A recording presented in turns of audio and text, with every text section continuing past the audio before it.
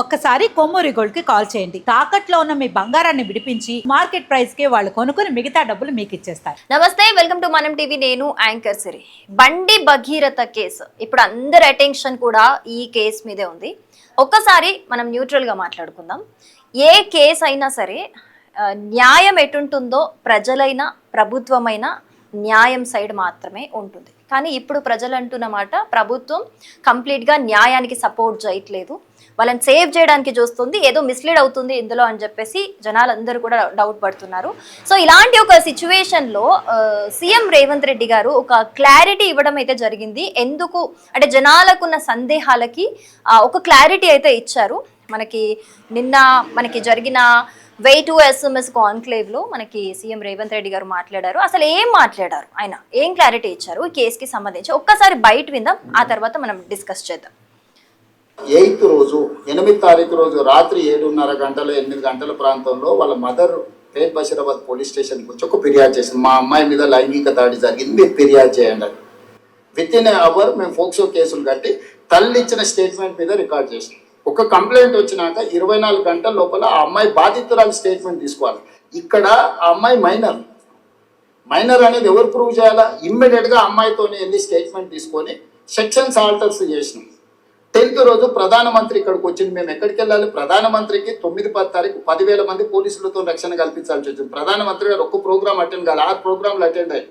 Hitech city కావచ్చు, Siddhu hospital కావచ్చు, పవన్ కళ్యాణ్ కావచ్చు, చంద్రబాబు నాయుడు గారు కావచ్చు, బేగంపేట కావచ్చు, పరేడ్ గ్రౌండ్లో పబ్లిక్ మీటింగ్. వేలాది మంది కార్యకర్తలు వచ్చినప్పుడు సిస్టమ్ మొత్తము 4 days కంటిన్యూస్గా 10,000 పోలీసు ఈ మొత్తం కమిషనరేట్లలో అందరూ అక్కడనే డిప్లాయ్ చేయాల్సి వచ్చింది. Prime minister security. చిన్న మిస్టేక్ జరిగితే ఏం జరుగుతుందో నీకు తెలియదే ఉంది. అందులో హైదరాబాద్ హై సెన్సిటివ్ సిటీ. రకరకాల దేశంలో ఏ మూలన ISI దాడులు జరిగితే కూడా దాని మూలాలు అప్పుడప్పుడు హైదరాబాద్లో వెళ్తూ ఉంటాయి. సో ప్రధానమంత్రి పర్యటనను చాలా సీరియస్గా తీసుకొని 10th రోజు 11th పొద్దున్నే ఇమ్మీడియట్గా సెక్షన్స్ ఆర్డర్స్ చేసి ఇమ్మీడియట్గా వాళ్ళ ఇంటికి వెళ్ళి నోటీస్ ఇచ్చినాం. ఇప్పుడు దాంట్లో అమ్మాయి డేట్ ఆఫ్ బర్త్ ఇష్యూస్ మీద 2 రకాల ఆరోపణలు ఉన్నాయి. 2 రకాల ఆరోపణలు ఉన్నప్పుడు ఇప్పుడు బండి సంజయ్ వాళ్ళ కొడుకు కూడా పోయి పోలీస్ స్టేషన్లో అంతకంటే ముందే కంప్లైంట్ ఇచ్చిన. వాళ్ళు కంప్లైంట్ ఇచ్చిన తర్వాత 2 గంటల తర్వాత వీళ్ళు వచ్చి కంప్లైంట్ ఇచ్చారు. ఇప్పుడు అతను ఇచ్చిన కంప్లైంట్ కరీంనగర్లో ఇచ్చిండు, వీళ్ళు ఇచ్చిన కంప్లైంట్ సైబరాబాద్లో ఇచ్చిండు.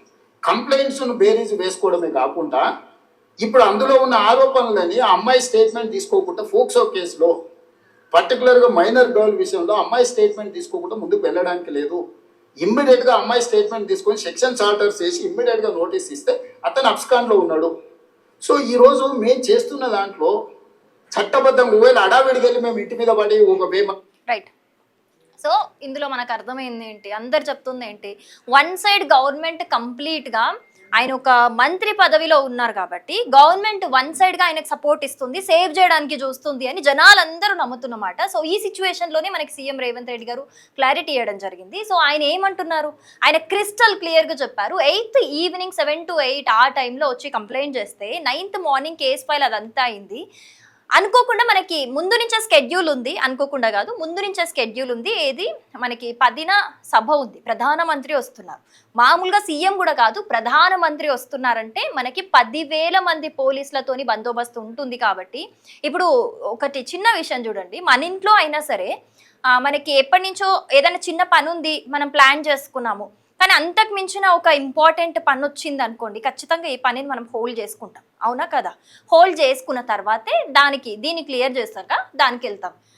నార్మల్, ఇది మన లైఫ్ స్టైల్కి సంబంధించి నార్మల్ థింగ్. సో ఆయన కూడా ఏం చెప్తున్నారంటే, అక్కడ మేము సపోర్ట్ చేయడం కాదు, అక్కడ 10,000 బందోబస్తు ఉంది కాబట్టి పోలీసులందరూ అటెన్షన్ ఆ రోజు అక్కడ ఉంది. మళ్ళీ మేము 11th ఇమీడియట్గా ఈ కేసు మీద పని చేయడం స్టార్ట్ చేసాం. ఇక్కడ చూడండి, 8th రోజు వచ్చారు, మాట్లాడారు, 9th రోజు కేసు ఫైల్ చేశారు, 10th రోజు ప్రధానమంత్రి గారి సభ ఉంది కాబట్టి వాళ్ళు ఏమీ దీని మీద రియాక్ట్ అవ్వలేకపోయారు. 11th రోజు మళ్ళీ స్టార్ట్ చేశారు. పెద్ద డిఫరెంట్ ఏం గంటలు అంటే రోజులు గ్యాప్ కూడా ఇక్కడ మధ్యలో లేదు.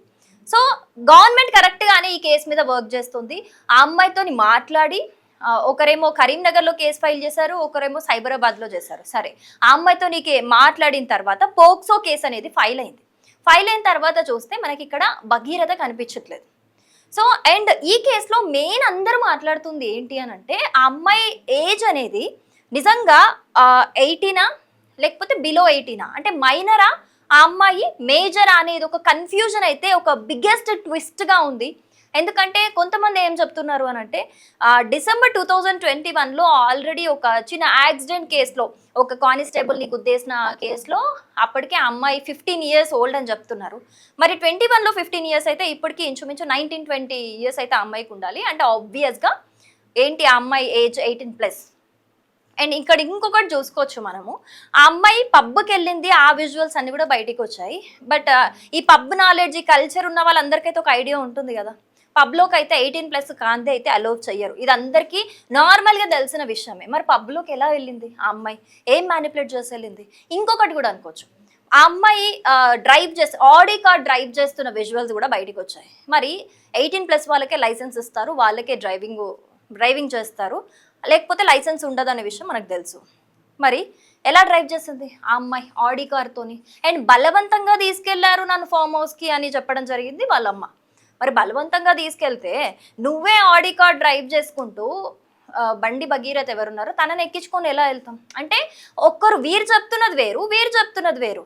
సో ఏదైనా సరే ఇప్పుడు మనకి నార్మల్ ఊర్లలో ఒక పంచాయతీ పెట్టడం జరుగుతుంది. ఒక కేసుని అంటే ఒక ప్రాబ్లమ్ని ఎప్పుడన్నా తీసుకొచ్చినప్పుడు పెద్ద మనిషి అక్కడ ఇద్దరు అక్యూజ్ అలాగే విక్టిమ్ ఇద్దరిది కూడా వాదన విన్న తర్వాత లాజికల్గా ఆలోచించి ఎవరు తప్పు అనేది చిన్న పరీక్ష పెట్టైనా లేకపోతే ఇన్వెస్టిగేషన్ లాంటి చిన్నగా చేసైనా సరే ఒక వాళ్ళతో మాట్లాడి విచారించైనా ఒక న్యాయం చెప్పడం అయితే జరుగుతుంది. సో ఆబ్వియస్గా ఇప్పుడు గవర్నమెంట్ కూడా అదే చేస్తుంది. ఎందుకంటే ఇక్కడ ఈ కేసులో చాలా కన్ఫ్యూజన్స్ ఉన్నాయి, ఒకటి కాదు రెండు కాదు, చాలా కన్ఫ్యూజన్స్ ఉన్నాయి. హనీ ట్రాప్ అని బండి భగీరథ్ చెప్తుంటే, లేదు పోక్సోనే నాతోని లైంగికంగా నన్ను వేధించాడు, లైంగికంగా నన్ను వాడుకున్నాడు అని చెప్పేసి ఈ అమ్మాయి వాళ్ళ అమ్మ చెబుతోంది. ఇందులో ఏది నిజం? హనీ ట్రాప్ నిజమా, లేకపోతే నిజంగా పోక్సో కేసు ఏదైతే ఏమేమి చెప్పి వాళ్ళు పోక్సో ఫైల్ చేశారో అది నిజమా? ఇది చాలా అంటే చాలా సెన్సిటివ్ కేసు. దీని మీద అంత ఈజీగా డెసిషన్ తీసుకునే కేసు ఇది కాదు. డెప్త్ ఇన్వెస్టిగేషన్ కావాలి దీనికి. అయితే మాత్రమే ఎవరిది తప్పు అని మనం నిర్ధారించగలుగుతాం. సో వాళ్ళు గ్యాప్ ఇస్తున్నారు అని అంటే ఇట్ డజంట్ మీన్ వాళ్ళు సపోర్ట్ చేస్తున్నారు వాళ్ళకి అని కాదు. గవర్నమెంట్ ఇప్పుడు ఊర్లలో పెద్ద మనుషులైనా సరే కొంత టైం తీసుకొని న్యాయం చెప్తున్నారు అని అంటే వాళ్ళు విక్టిమ్ ఉన్న వాళ్ళకో ఎవరికో సపోర్ట్ చేస్తున్నారని కాదు, ఆ కేసుని ఇంకా డెప్త్గా స్టడీ చేస్తున్నారు అని అర్థం. సో గవర్నమెంట్ కూడా ఇప్పుడు అదే చేస్తుంది. సో ఏమైంది, ఎందుకు లేట్ అయింది, ఏం జరుగుతుంది ఇన్వెస్టిగేషన్ అనేది మనకి రేవంత్ రెడ్డి గారు అయితే క్రిస్టల్ క్లియర్గా చెప్పడం జరిగింది. సో దీంతో పాటు ఇంకేం చెప్పారో ఇంకొక 1 minute విని చూద్దాం. మంది పోలీసులను పంపిస్తే మీరేమంటే రాజకీయ వివక్ష. ప్రధానమంత్రి సభ విజయవంతమైనందుకు రేవంత్ రెడ్డి గారు భారతీయ జనతా పార్టీ భయపడిపోయి బండి సంజయ్ మీద పోలీసులతో దాడులు చేయించిన మళ్ళీ మీరే మాట్లాడేటోళ్ళు. సో ఇప్పుడు ఎవరికి మా ప్రభుత్వంలో నేను మీకు చెప్తున్నా, అది సినిమా స్టార్లు అయినా సరే ప్రజాప్రతినిధులైనా సరే వాళ్ళ పిల్లలైనా సరే ఎవ్వరికి మినహాయింపు లేదు.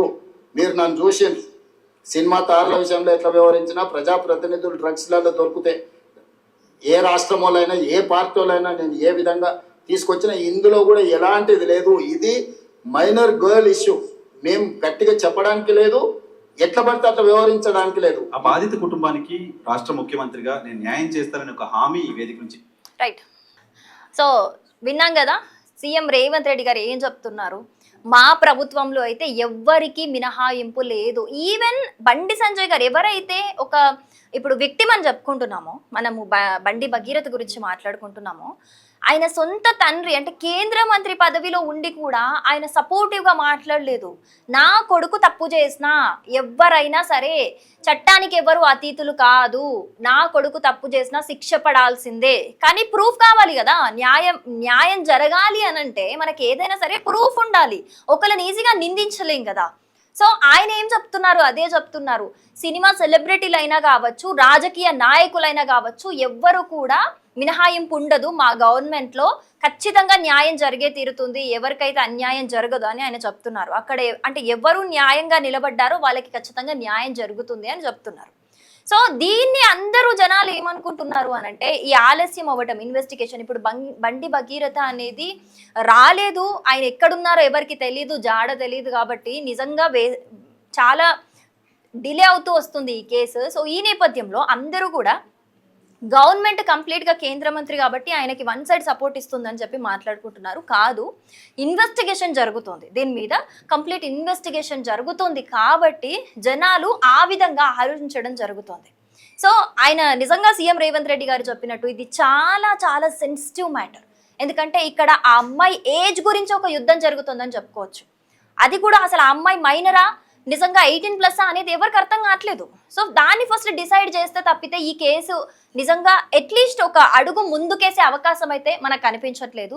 సో తొందరపడైతే ఏది మాట్లాడకూడదు. అలాగే సీఎం రేవంత్ రెడ్డి గారు మాట్లాడింది ఓకే, బట్ ఒక్కసారి ఈ కేసు గురించి చూసుకుంటే గనక తల్లి ముందేమో ఏం చెప్పింది మనకి, అంటే 500 కోట్లు డిమాండ్ చేశారు, హనీ ట్రాప్ ఇది అని చెప్పినప్పుడు మాకే 454 కోట్లు ఉంది, మేమెందుకు 500 కోట్లు డిమాండ్ చేస్తాం, మాకేం పట్టింది కర్మ అన్నట్టు మాట్లాడింది. కానీ ఇప్పుడు నిన్న మాట్లాడుకుంటే పోలీసులకు ఇంకొక లెటర్ విడుదల చేయడం జరిగింది. అందులో మేము చాలా పేదవాళ్ళం, మాకు అన్యాయం చేయొద్దు, మాకు న్యాయం జరగాలి అన్న విధంగా ఒక లేఖ రాసినట్టుగా మనకు తెలుస్తుంది. అంటే ఇందులో ఏది నిజం అంటే వాళ్ళకి ఒక స్టెబిలిటీ లేదు. వాళ్ళు ఏం చెప్తున్నారు అమ్మాయి తరపున, సరే నిజంగా ఒక అమ్మాయికి, అది కూడా మైనర్ అమ్మాయికి అన్యాయం జరిగితే నిజంగా మనం నిలబడాలి, నేను ఒప్పుకుంటాను. కానీ ఏదైనా సరే ఒకటి ఇష్టపూర్వకంగా అంతా చేసి దాన్ని అడ్వాంటేజ్గా తీసుకొని ఒకరి జీవితం నాశనం చెయ్యాలి అని కోరుకోవటం, ఒక ట్రాప్ వాళ్ళు ఇరికించడం అనేది నిజంగా అది మనకి తెలిసినా మనం కూడా అది పాపం, అన్యాయం అనే మాట్లాడతాం కదా. ఎప్పుడైనా సరే ప్రభుత్వం న్యాయం అన్యాయాల గురించి పక్కన పెడితే ప్రజలు ఎప్పుడు కూడా న్యాయం సైడే ఉంటారు, అది మనందరికీ తెలిసిందే కదా. సో ఇవన్నీ క్యాలిక్యులేట్ చేసుకొని కూడా మనమే కన్ఫ్యూజ్ అవుతున్నాం. చూడండి, వాళ్ళ అమ్మ అంతకుముందు ఒకటి చెప్పింది, ఇప్పుడు ఒకటి చెప్తుంది.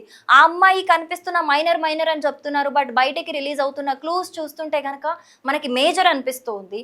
సో ఇవన్నీ చూస్తుంటే మనకే కన్ఫ్యూజన్ వస్తుంది, అసలు ఏంటిది, ఎవరిది తప్పు ఇందులో అని చెప్పేసి మనకి ఒక కన్ఫ్యూజన్ వస్తుంది. బట్ దీంట్లో ఒక క్లారిటీ రావాలంటే గవర్నమెంట్కి అది ఎంత పెద్ద సవాల్ చెప్పండి. ఈ క్లూస్ బయటికి వస్తున్నా కూడా వాటికి ఒక ప్రూఫ్ కావాలి, ఒక సర్టిఫైడ్ ప్రూఫ్ వస్తే తప్పితే వాళ్ళు కోర్టులో అది సబ్మిట్ చేయలేరు. కోర్టులో అంటే మాటలు ఎవరైనా మాట్లాడతారు, కానీ సర్టిఫైడ్ ప్రూఫ్ ఉంటే మాత్రమే కోర్టులో సబ్మిట్ చేసి మనం మాట్లాడగలుగుతాం. సో మనకే ఈ కేసులో ఇన్ని ట్విస్టులు ఉండి ఇంత కన్ఫ్యూజన్ ఉంటే గవర్నమెంట్ ఆ ట్విస్టులు చూసి దానికి ఒక ప్రూఫ్ సంపాదించడానికి వాళ్ళకి ఎంత టైం పడుతుంది చెప్పండి. అందుకని అసలు ఏం జరుగుతుంది అని మనం అర్థం చేసుకుంటే బెటర్. ఇంకొకటి ఏంటంటే జనాలందరూ కూడా బండి భగీరథే వన్ సైడ్ తప్పు, ఖచ్చితంగా తప్పు కాబట్టి దాక్కున్నాడు, ఖచ్చితంగా మనకు బండి సంజయ్ గారు రాజీనామా చేయాల్సిందని మాట్లాడుతున్నారు. బట్ చెప్పండి ఎంతవరకు అంటే మనం చూస్తున్నాము, కొన్ని ప్రూఫ్స్ అన్ని అగెనిస్ట్గా కూడా వాళ్ళ అమ్మాయివి కావచ్చు, అన్ని ప్రూఫ్స్ బయటికి వస్తూ ఉన్నాయి. కానీ చెప్పలేం, అంటే ఇందులో ఒకటి నిజంగా ఒకటి తప్పు ఏంటి అని అంటే బండి భగీరథ్ అనేది రాకుండా ఎక్కడున్నారో ఏంటో నిజంగా డీటెయిల్స్ తెలీదు, అది నిజంగా తప్పుగా చెప్పుకోవచ్చు మనము. బట్ ఆయన ఒక్కసారి వెనక్కి వస్తేనే మనకి ఏంటి నిజం అనేది తెలిసే అవకాశాలు అంటే ఉంటాయి. బట్ అప్పటి వరకు బండి సంజయ్ గారిని కూడా రాజీనామా చెయ్యాలి అని అనుకోవడం కరెక్ట్ కాదు. ఎందుకంటే నిజంగా వాళ్ళ కొడుకు తప్పు చేసినా ఒకవేళ చేశాడే అనుకుందాం, అది ప్రూవ్ అయిందే అనుకుందాం. బట్ ఆయన తండ్రిగా ఫెయిల్ అయినట్టు, రాజకీయ నాయకుడు ఎక్కడ ఫెయిల్ అయ్యాడు? ప్రతి చోట బీజేపీ నుంచి ఆయన గెలిచాడు, ప్రజలందరికీ కూడా మంచి చేస్తూనే వస్తున్నాడు కదా, ఆయన సక్సెస్ అయినట్టే కదా ఒక రాజకీయ నాయకుడిగా. అసలు నిజంగానే ఒక రకంగా చూస్తే ఆయన టార్గెట్ చేశారా అనిపిస్తుంది కొంతమంది. ఇదంతా విని ఇదంతా ఇన్ఫ్లుయెన్స్ అయ్యి జనాలు కూడా ఇన్ఫ్లుయెన్స్ అయిపోతున్నారు. సో జనాలందరూ కూడా ఇన్ఫ్లుయెన్స్ అవ్వకుండా ఒక్కసారి అసలు ఏం జరిగింది, ఎందుకు జరుగుతుంది, ఎందుకు ఇంత డిలే అవుతుంది, గవర్నమెంట్ నిజంగా పని చేస్తుందా, సపోర్ట్ చేస్తుందా, ఒక్కసారి మనం ఆలోచించుకుంటే మనకే ఆన్సర్ తెలిసిపోతుంది. సో ఈ కేసులో ఇన్ని చిక్కుముడులు ఉన్నాయి కాబట్టి అవి మెల్లిమెల్లిగా విప్పడానికి అయితే ఆబ్వియస్గా టైం పడుతుంది. సో దీంట్లో మీ ఒపీనియన్ ఏంటి అనేది డెఫినెట్గా కమెంట్ చేయండి. Thank you so much.